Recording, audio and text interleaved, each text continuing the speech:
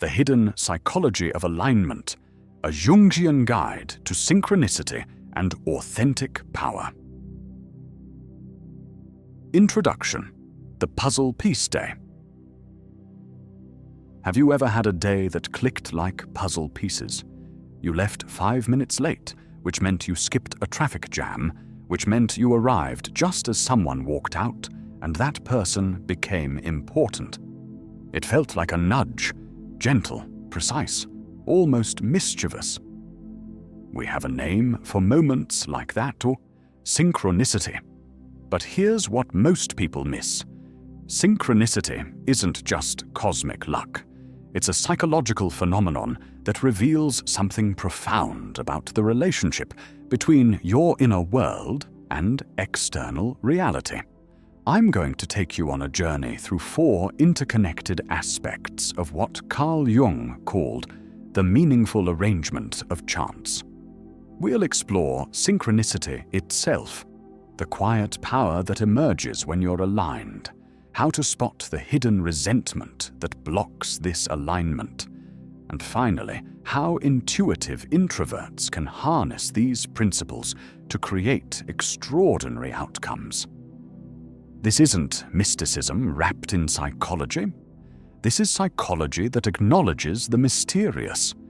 By the end, you'll have practical tools to test alignment, build authentic presence, protect your energy from toxic dynamics, and design a life that honors your intuitive nature.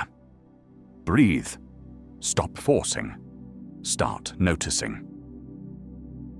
Chapter 1. Understanding Synchronicity, the Jungian Foundation. Carl Jung described synchronicity as meaningful coincidence, events linked not by cause, but by meaning. The key word here is meaning. When you're aligned, your actions, values, and timing form what I call a quiet chord. It's not magic tricks. It's a relationship between your inner psychological state and the world you move through. Jung discovered this concept while working with his patients. He noticed that significant psychological breakthroughs often coincided with external events that seemed impossibly relevant. A patient dreams of a golden scarab beetle, and at that exact moment, a similar beetle taps on Jung's window. Coincidence? Jung thought not. He proposed that synchronicity reveals the interconnectedness between the psyche and the physical world, what he called the collective unconscious manifesting through individual experience. But here's the trap. Our brains love to see patterns that aren't there. Today, we're drawing a clean line between real alignment and a wishful thinking. The psychology of pattern recognition. Your brain is a pattern recognition machine. It's constantly scanning for connections, meanings, and significance.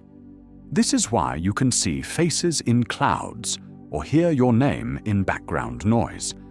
But synchronicity is different from pareidolia, the tendency to see meaningful patterns in random information. True synchronicity has 3 characteristics. It's meaningful to you specifically. It occurs during periods of psychological transition or intense inner work, and it feels simultaneously surprising and inevitable. It's not something you hunt for.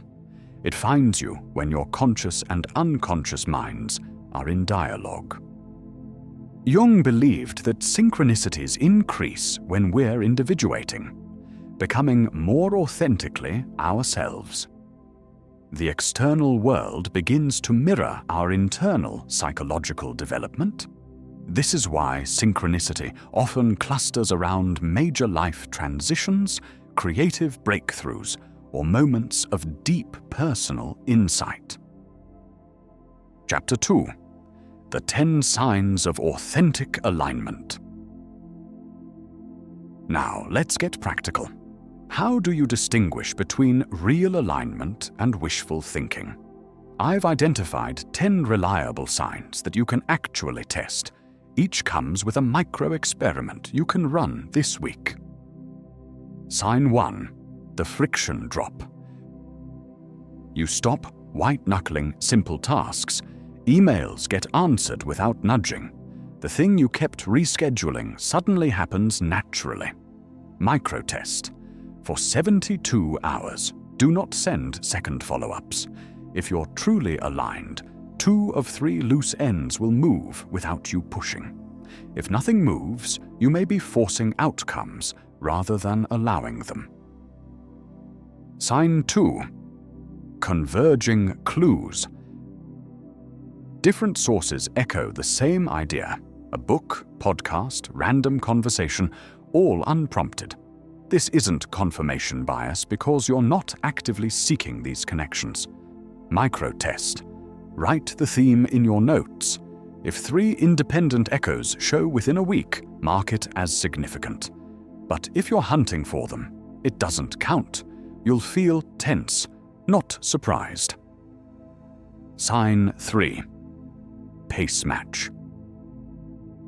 You adjust your tempo and reality meets you there. Walk slower and the right person catches up. Leave earlier and you meet the exact train you need. Microtest. Intentionally slow one daily routine by 5%. Do opportunities miss you, or do they meet you there? Sign 4. Clean nose. Appear. Alignment isn't just green lights. It prunes. A flaky lead drops off. An almost right offer disappears. You feel relief, not loss. Microtest. When something exits your life, rate your exhale. If your body says, "Thank you," that was guidance, not failure. Sign 5. High signal invitations. Instead of vague maybes, you get clear invitations with good timing. Tuesday, 10 a.m. Here's the brief. The universe becomes surprisingly specific. Microtest. For 1 week, make 1 tiny invitation a day, then stop. Aligned paths answer fast, or not at all. Silence is also data. Sign 6. Less checking, more doing. Your compulsion to refresh, stalk, and reread dissolves. You're occupied with the next right step, not anxiously monitoring outcomes. Microtest. Block 2:45. Minute deep work windows. If aligned, you'll forget to check in the middle. If you can't resist, your focus may be attached to outcomes, not the work itself. Sign 7. Repeating doors. A person or place you keep skipping keeps reappearing without you engineering it. The same opportunity surfaces through different channels. Microtest.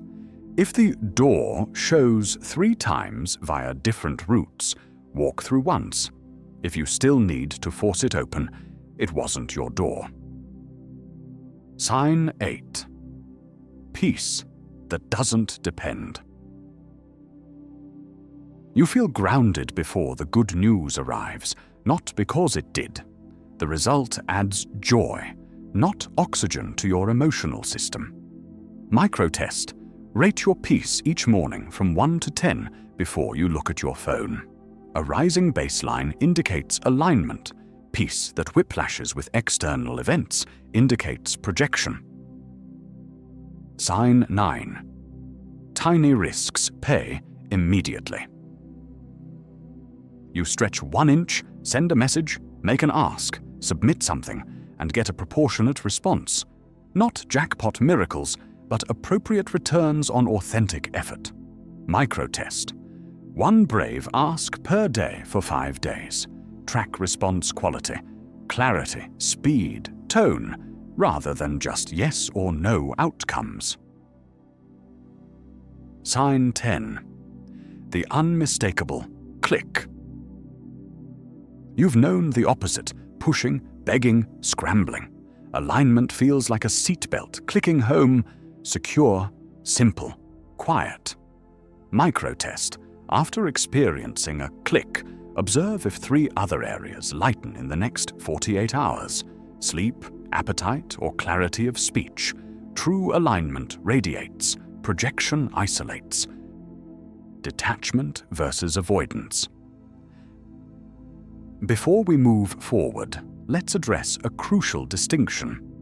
Detachment isn't coldness, it's trust with boundaries. Avoidance is fear, wearing a sophisticated jacket. If your detachment makes you smaller, quieter, or chronically unavailable, that's not alignment, that's armor. Real alignment makes you clearer, not colder. You engage fully while holding outcomes lightly. Chapter 3. Cultivating Quiet Power, the presence that pulls. Have you noticed how some people don't try to take the room, yet the room orbits them anyway? Voices soften, posture shifts, attention lands without a command. That isn't theatrics, that's quiet power, an aura you can feel before a word is spoken. Jung wrote about what he called presence, the way certain individuals command attention, not through force, but through alignment between their inner state and outer expression.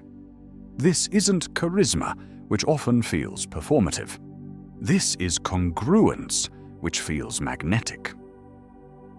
The neuroscience of presence. Your nervous system broadcasts itself through micro-behaviors. People don't respond to your thoughts, they respond to your signals. When those signals are calm, clear, and congruent, others feel safe and curious. Here are 11 signals of quiet power, each with a practice you can implement immediately. Signal 1. Breath that leads the room. Slow, low breathing drops your shoulders and your tempo. People unconsciously match it, creating a calmer energy field around you. Practice.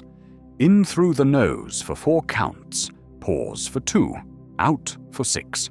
Do 3 rounds at the door before entering any room. Signal 2. Pace with purpose.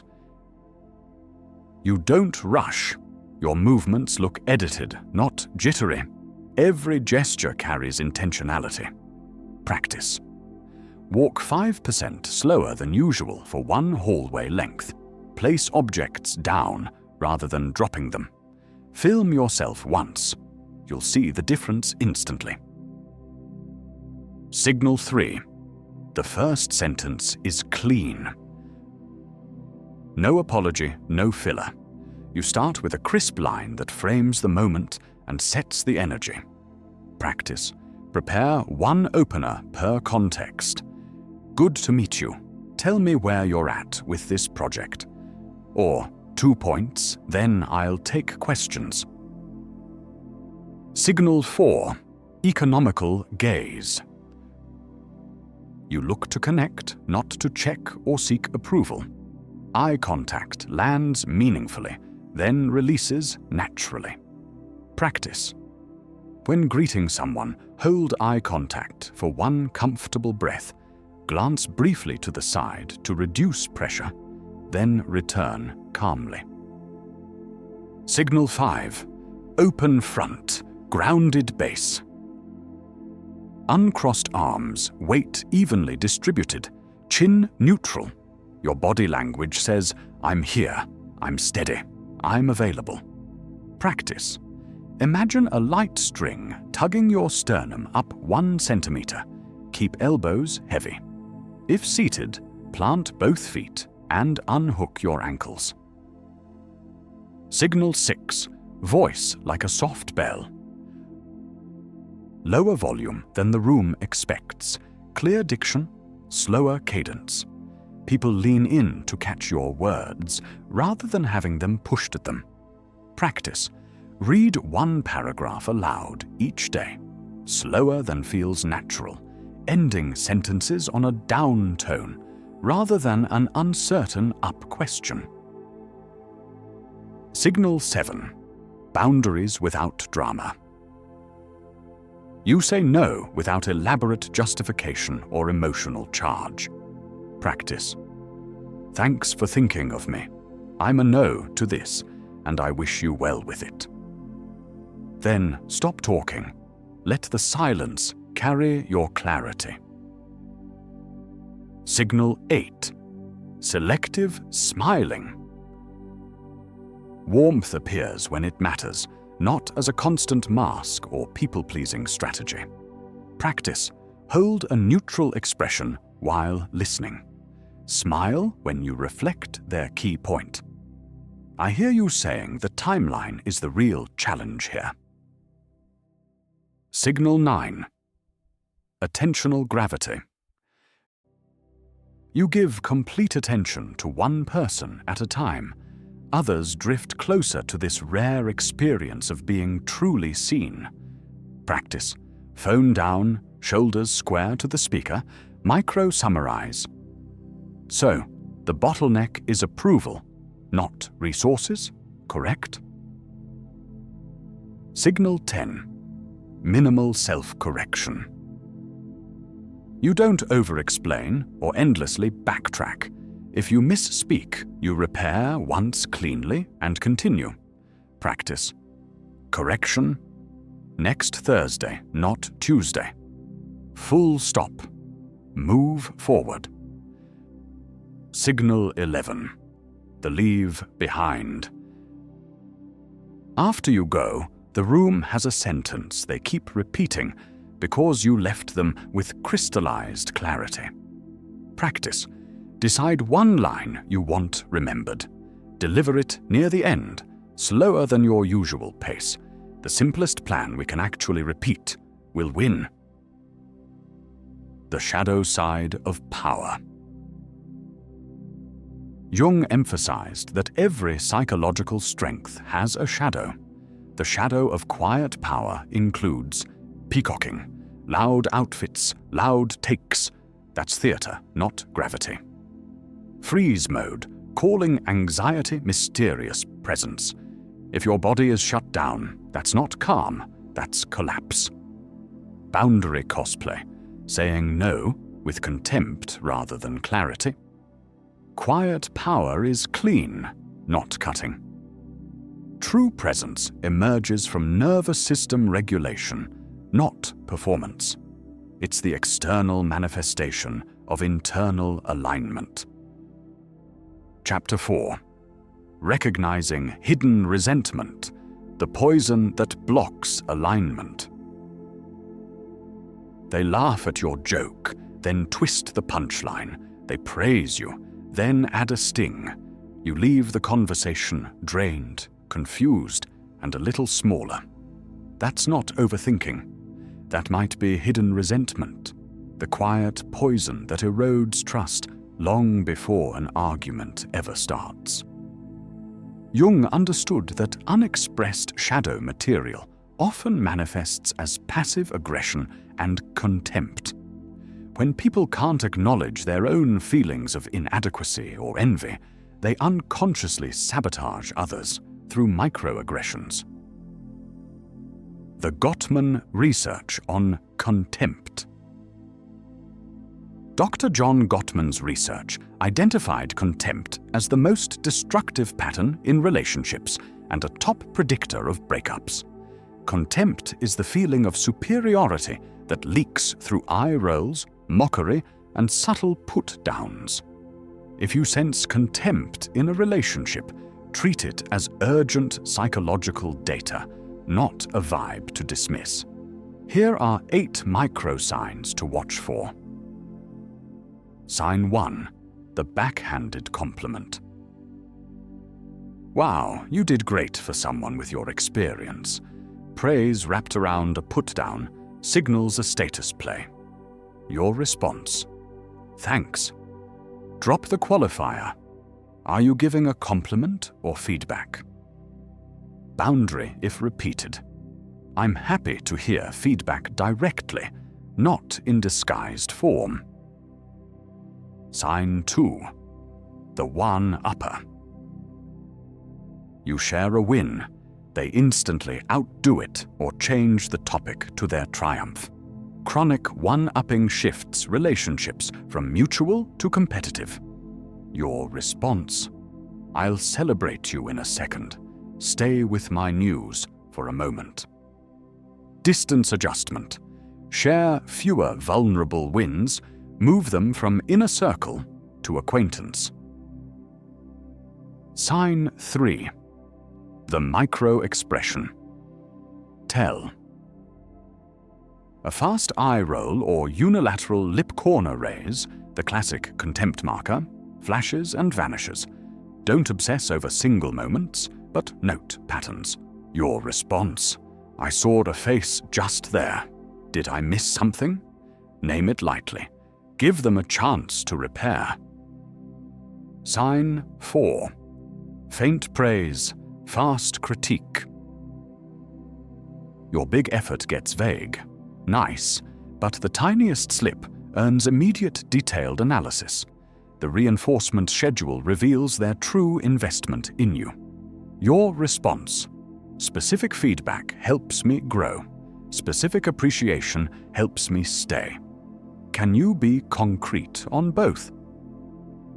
Sign 5. It was just a joke.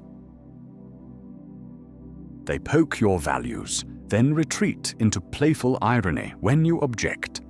This is boundary sabotage disguised as humor. Your response: if it's a joke, it lands flat here. Let's keep jokes away from topics that matter to me. Consequence if repeated. End the interaction early. I'm going to step away. We're not keeping agreements. Sign 6. Selective memory. They forget your achievements, but remember your missteps in high definition.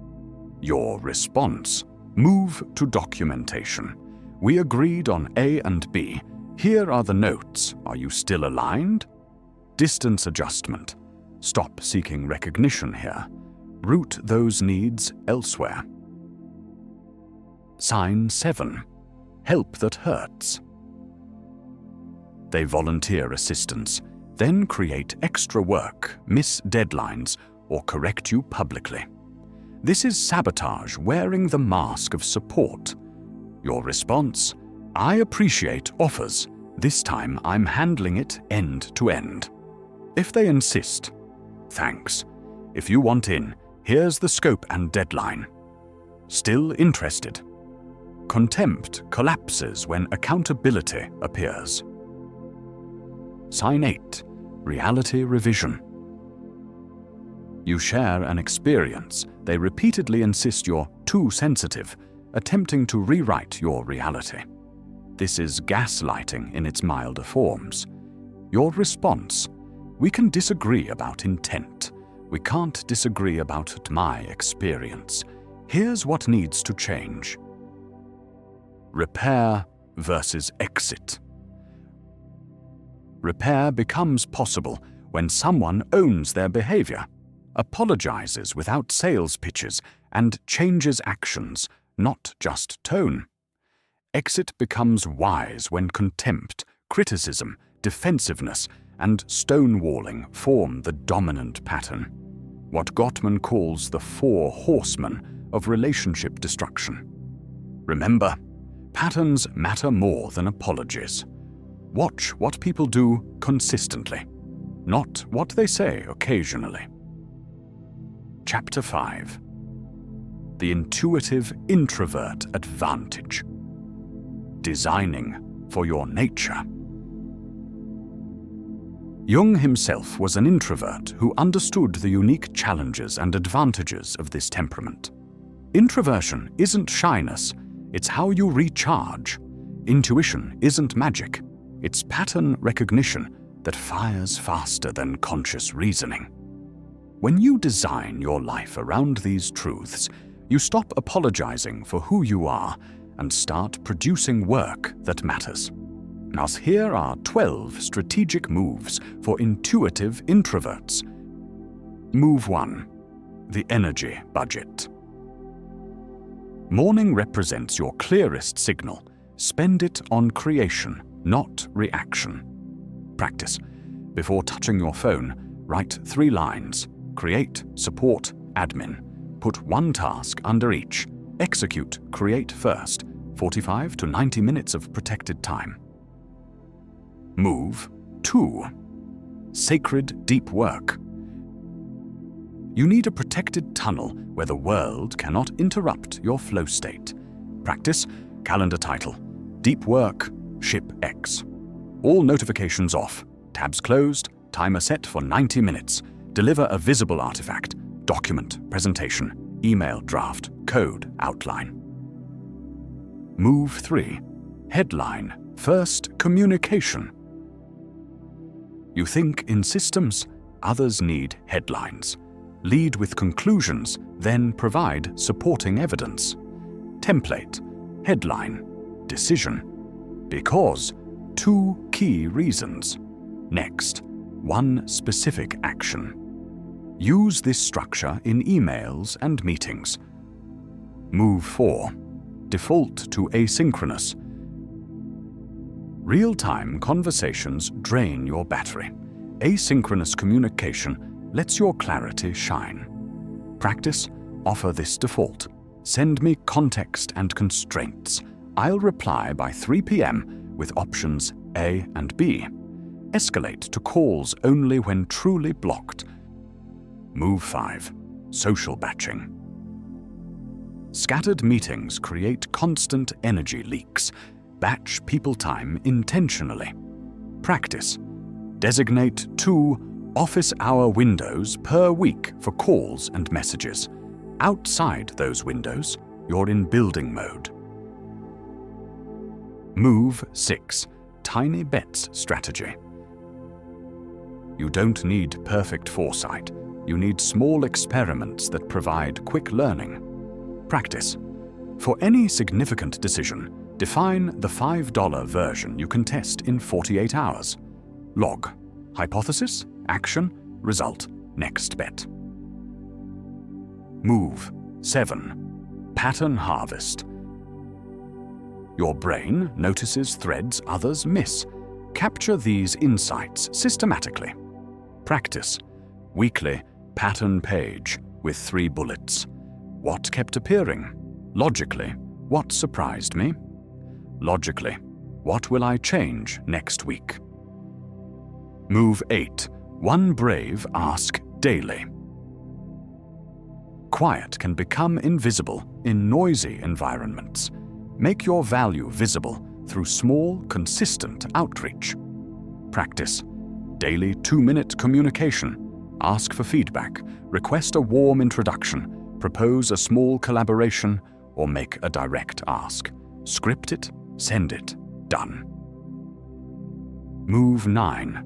The feedback triangle. Perfectionism isolates. Calibration compounds your effectiveness over time. Practice. When sharing draft work, ask exactly 3 questions. What's unclear?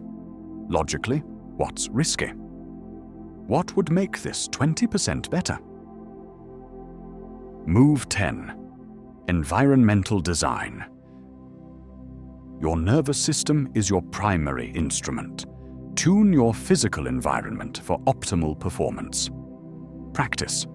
Light should be warm. Sound should be 1 neutral track or silence.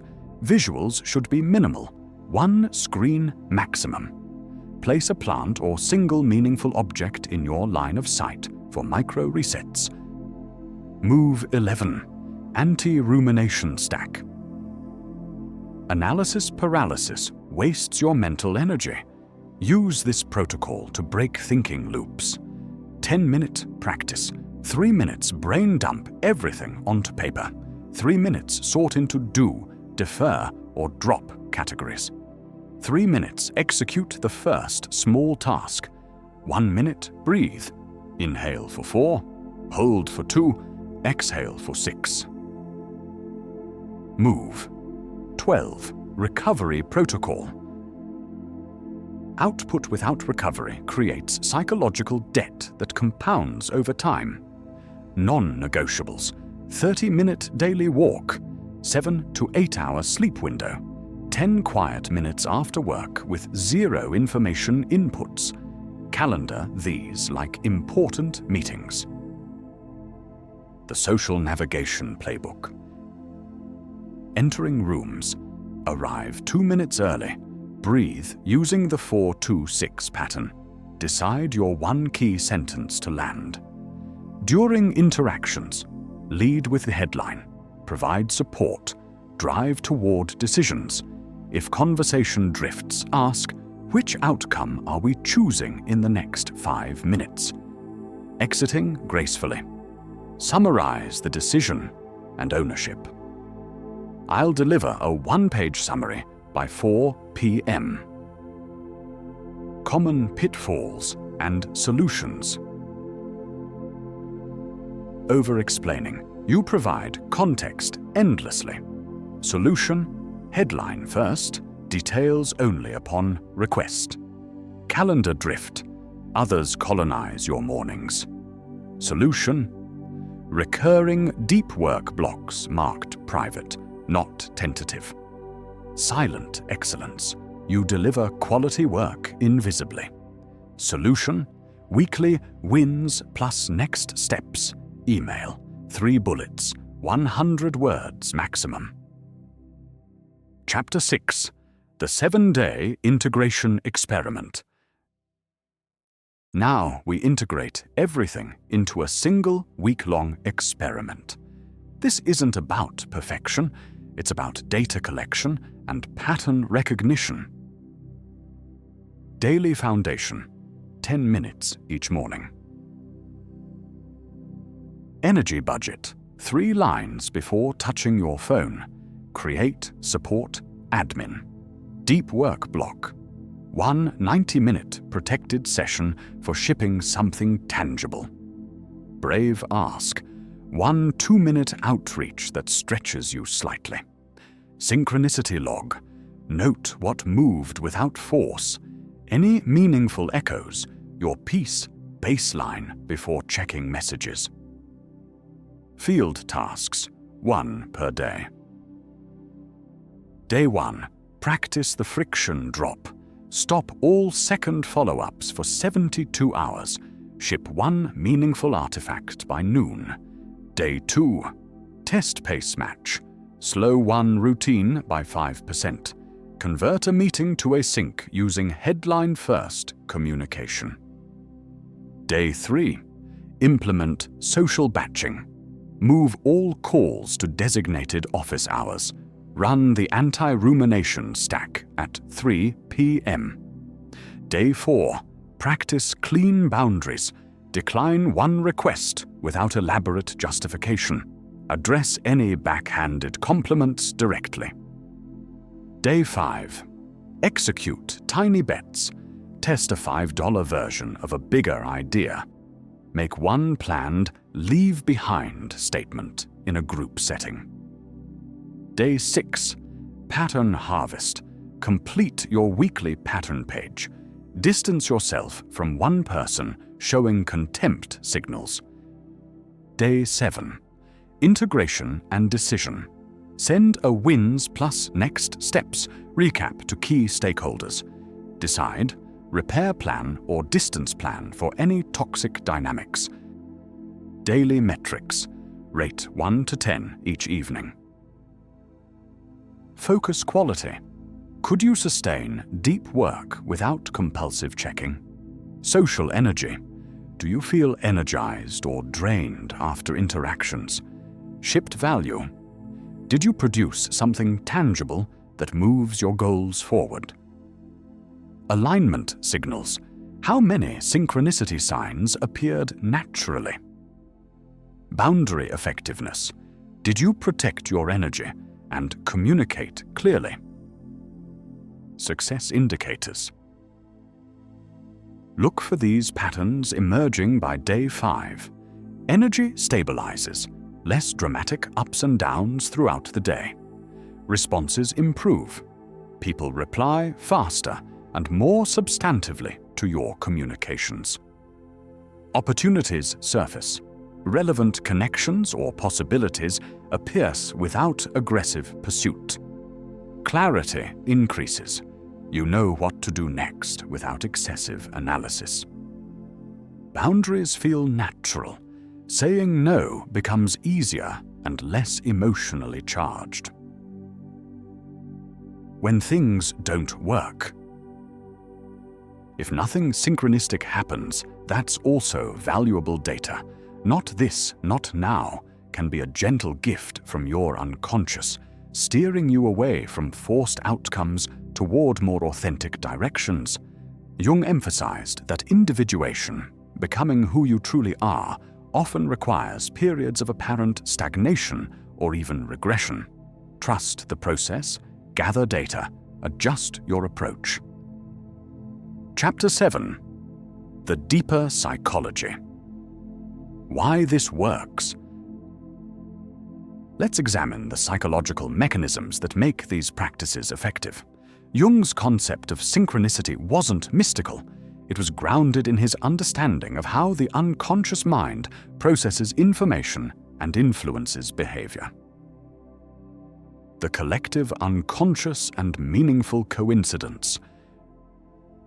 Jung proposed that beyond our personal unconscious lies a deeper layer he called the collective unconscious, inherited patterns of thinking and feeling shared by all humanity. Synchronicities often emerge when we're aligned with these deeper archetypal patterns. When you're living authentically, making choices that honor your true nature rather than societal expectations or ego drives, you naturally attune to these deeper currents. What appears as external coincidence may actually be your unconscious mind recognizing patterns and opportunities that your conscious mind missed. The neuroscience of intuition. Modern neuroscience validates much of what Jung intuited about unconscious processing. Your brain continuously scans the environment for patterns, processing far more information than reaches conscious awareness. Intuitive insights often represent this unconscious processing, surfacing as a gut feeling or sudden knowing. When you create space for this intelligence to emerge through practices like morning pages, walking meditation, or simply reducing information overload, you access a powerful decision-making resource. Attachment theory and authentic relationships. The boundary work we've discussed connects directly to attachment theory. People with secure attachment naturally embody many qualities of quiet power. They're comfortable with both closeness and autonomy. They communicate directly without drama, and they don't need to control others to feel safe. When you practice clean boundaries and recognize contempt patterns, you're essentially developing earned security, learning to create the safety and clarity that support both your own growth and healthy relationships with others. The introversion advantage in complex systems. Jung's distinction between introversion and extroversion wasn't about social skills, it was about energy orientation. Introverts naturally focus inward first, processing information deeply before acting. In our current information-rich, rapidly changing world, this represents a significant advantage. The practices we've outlined, deep work blocks, async communication, pattern harvesting, all leverage the introvert's natural strengths while compensating for potential blind spots like visibility and network building. Shadow integration and wholeness. Perhaps most importantly, this entire framework serves Jung's ultimate goal, individuation or becoming whole. This requires integrating your shadow, the aspects of yourself you've rejected or denied. For many people, the shadow includes the part that wants recognition and success, rejected as egotistical, the part that needs alone time and boundaries, rejected as selfish, the part that notices patterns and trusts intuition, rejected as impractical. The part that feels contempt or resentment, rejected as unspiritual. By acknowledging these aspects and finding healthy expression for them, you become more authentic, more powerful, and paradoxically, more able to serve others effectively. Chapter 8: Advanced Applications and Troubleshooting. As you develop these practices, you'll encounter more sophisticated challenges. Let's address the most common ones. When synchronicity becomes addiction. Some people become obsessed with signs and synchronicities, constantly scanning for external validation of their choices. This represents a shadow expression of the practice, using spiritual concepts to avoid taking responsibility for clear thinking and decisive action. Antidote: set synchronicity boundaries. Notice meaningful coincidences, but make decisions based on practical factors like values, resources, and likely outcomes. Use synchronicity as confirmation, not direction. When quiet power becomes withdrawal. Introverts sometimes use authenticity to justify avoiding challenging interactions or growth opportunities. True quiet power engages fully while maintaining energetic boundaries. Antidote: track your stretch zone. Are you regularly doing things that challenge you socially or professionally? Growth requires some discomfort. The goal isn't comfort, it's sustainable expansion. When boundaries become walls. Healthy boundaries are permeable. They filter, they don't block. If your boundary work leaves you chronically alone or defensive, you may be conflating protection with isolation. Antidote: practice selective vulnerability. Share something meaningful with one trusted person each week. Build a small circle of people who know your real thoughts and challenges. When pattern recognition becomes paranoia. Highly sensitive people sometimes overinterpret social cues, seeing contempt or manipulation where none exists. The goal is calibrated sensitivity, not hypervigilance. Antidote: reality test your perceptions. When you sense negative intent, gather more data before acting. Ask yourself, what would I need to see to know I'm wrong about this? Advanced synchronicity practices. As you develop trust in this process, you can experiment with more sophisticated approaches. Decision synchronicity. When facing a choice, notice which option generates more meaningful coincidences or ease. This works best for decisions where multiple options seem equally practical. Creative synchronicity. Pay attention to repeated themes, images, or concepts appearing across different domains. These often point toward creative projects or life directions worth exploring. Relationship synchronicity. Notice the timing and quality of how people enter your life. Forced networking rarely produces deep connections. Aligned relationships often feel surprisingly inevitable. Integration with other frameworks. These practices complement rather than compete with other development approaches. Cognitive behavioral therapy. Use CBT techniques to challenge unhelpful thought patterns while using synchronicity practices to stay aligned with deeper values.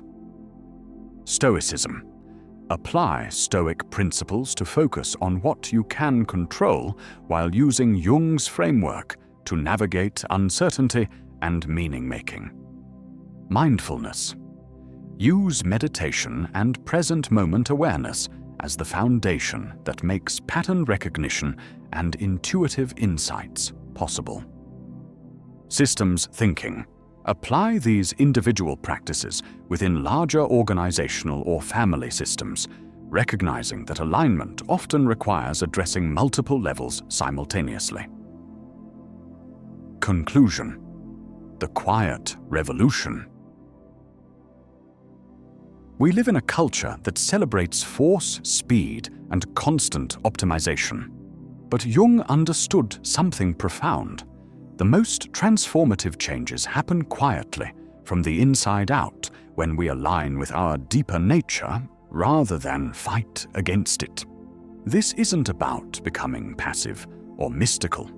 It's about becoming strategic in a deeper way, working with the grain of your psychology rather than against it, recognizing patterns that others miss, and building sustainable practices that compound over time. The ripple effect. When you embody authentic alignment, you give others permission to do the same. Your quiet power becomes a refuge for other sensitive, thoughtful people who are tired of performing extroversion or competing for attention. Your boundaries model healthy relationship dynamics. Your synchronicity practices demonstrate trust in life's intelligence.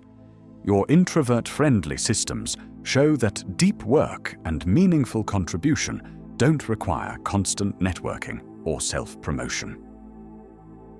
The long game.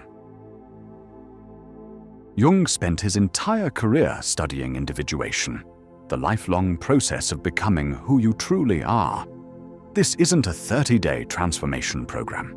It's a way of life that gets richer and more nuanced over time. The practices we've explored today are entry points into a deeper conversation between your conscious intentions and unconscious wisdom. Trust the process, gather data, stay curious about your own unfolding. Your next steps. Start with the 7-day experiment, not because it will solve everything, but because it will show you what's possible when you stop forcing and start flowing. Notice what changes, not just in your external circumstances, but in your internal sense of alignment and authenticity. This inner shift is often more valuable than any specific outcome. Share your experiences in the comments. Jung emphasized that individuation happens in relationship. We discover who we are through honest interaction with others who are also committed to growth. The invitation. You have a choice. You can continue pushing, networking, optimizing, and competing your way toward goals that may not even be truly yours. Or you can experiment with a different approach, one that honors your sensitivity, trusts your intuition, respects your energy, and allows your authentic contribution to emerge naturally. The world needs what you have to offer, but it needs the real you, not the performed version. It needs your quiet power, your pattern recognition, your ability to see what others miss and create what others can't imagine. Stop forcing. Start noticing. Begin today.